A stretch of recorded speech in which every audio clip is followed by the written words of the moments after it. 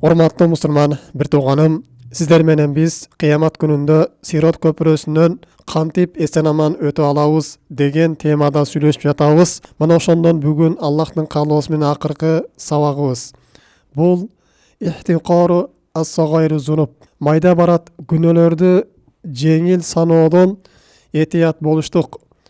Кичинекей күнөөлөргө жакындабаштык, андан сактаныштык. Анткени инсан бул кичинекей күнөөгө деп аткарып жибергендиги менен кичинекей күнөөлөр чогулуп отуруп, чоң күнөөгө айланып, эртең инсанды чоң бир азапка душар кылып коюшу мүмкүн. Дагы бул кичинекей күнөө пенде аны жеңил санап аткара турган болсо, Аллах Тааланын астында бул оор күнөө болуп калат. Ошондуктан пенде күнөөнүн чоңунан дагы, анын кичинесинен дагы сактанып, ага истигфар айтып, андан тооба кылып, андан үзүлүүсү милдет болуп эсептелинет. Пайгамбар саллаллаху алейхи ва саллям айтат: "Ияку ва мухаккирату зунуб." Күнөөлөрдүн майдаларынан сактангыла дейт. "Фаиннахуна ястами'на ала рожулин хатта юхлихнаху." Анткени алар кишиге чогулуп отуруп, аны жок кылып, кыйроого учуратканга чейин алып барат дейт.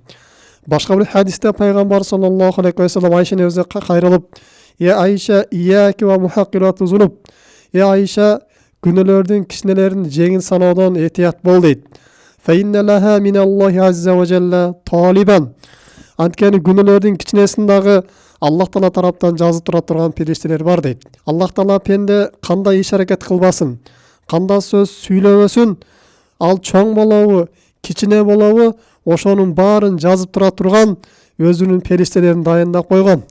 Эртең кыямат күнүндө мына ошол жазган китепчелерди аларга көргөзүп, ар бир жасаган күнөөсүнө пенде эсеп кысап берет. Мына ошондуктан алымдарыбыз айтат: "Ла танзур ила сигарил маасия." Күнөөнүн кичинелигине караба дейт. "Валакин унзур ила азамати ман асайта." Кимге күнөөкөр болуп жаткандын улуктугуна карагын дейт. Албетте бул күнөөнүн кичинекейин эмес, биз кимге күнөөкөр болуп жатабыз, кандай улуу болгон заттын амырына каршы чыгып жатабыз, анын буйругун аткарбай жатабыз, анын тыюу салган тыюусун жакындап жатабыз, мына ошодон коркушубуз керек. Биз Аллах Тааладан коркушубуз керек.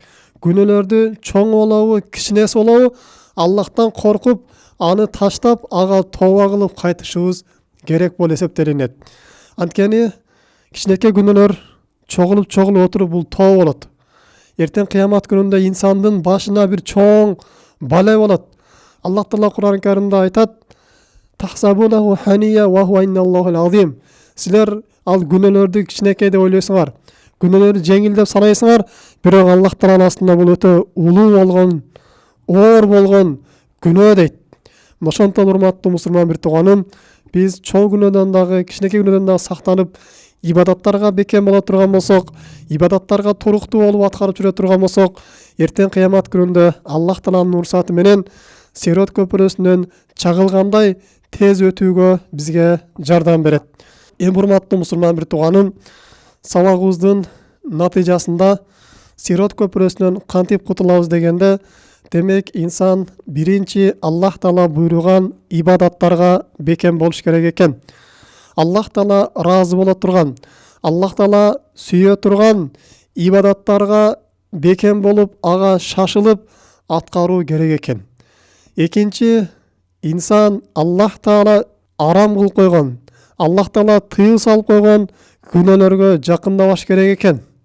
Мына ошондо инсан эртең кыямат күнүндө дозок отунан кутулуп, Сирот көпүрөсүнөн эртерээк өтүп, бейишке эртерээк жетип алуусуна эң чоң себепкер болот экен. Дагы урматтуу мусулман бир тууганым, биз акырет илимин үйрөнүп, акыретке иман келтирүү дегендин ичинде акыретте кандай окуялар бизди күтүп турат, ал күн кандай күн болот, пенде кайсын жерлерде азапка душар болуп калат, кандай оор күн, кандай түйшүктөр бар, биз ошону дагы терең үйрөнүп, мына ошолордон кантип кутулабыз, мына ошонун жолун издешибиз керек. Албетте мунун баарын биздин шариятыбызда көргөзүп койгон. Кыямат күндө биз канткенде таразабызды соопко толтурабыз, канткенде жеңил эсеп кысап беребиз, канткенде бейишке жеңилирээк жетип алабыз, Канткен эртең китепчебизде жалаң жакшы амалдар чыгат. Эртең кыямат күндө китепчебиз оң колунан берилет. Канткенде биз кабырда рахатта жатабыз. Мына ушул амалдарды билип, канткенде мына ошолордун түйшүктөрүнө жеңилирээк кутулуп, жеңилирээк бейишке жетип алабыз. Мына ошонун жолун үйрөнүүгө дагы ар дайым маани беришибиз керек. Мына ушу менен бүгүнкү сабагыбызды жыйынтыктайбыз. Аллах Таала баарыбызга тауфик берген болсун. Билип дагы, билбей дагы кылган күнөөлөрүбүздү Аллах кечирген болсун. Кылган дуаларыбызды кабыл кылган болсун. Аллах Таала баарыбыздын акыркы сөзүбүздү ла илаха иллаллах сөзүн насип эткен болсун. Күнөөлөрүбүздөн тооба кылган абалда Аллах Таала жаныбызды алган болсун.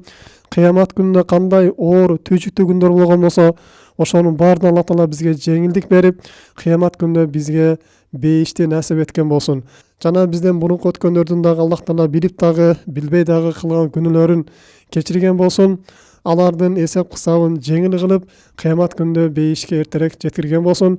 Субханак Аллахумма бихамдик, ашхаду ан ла илаха илля анта, астагфирука ва атубу илейк. Ассаламу алейкум рахматуллахи ва баракатуху.